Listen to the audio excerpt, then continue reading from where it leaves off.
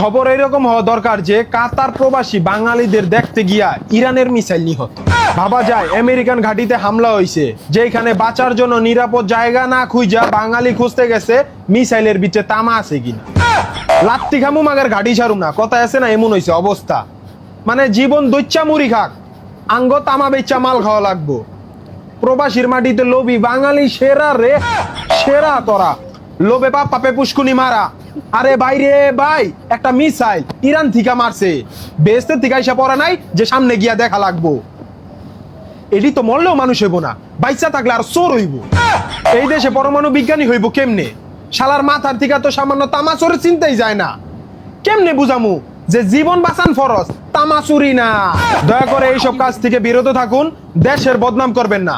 এই অবস্থায় সবাই সতর্ক থাকুন আর দোয়া করুন যে আমার বিয়া হোক আর না হোক, এই যুদ্ধে জানি ইরানের জয় হয়। হ্যাঁ।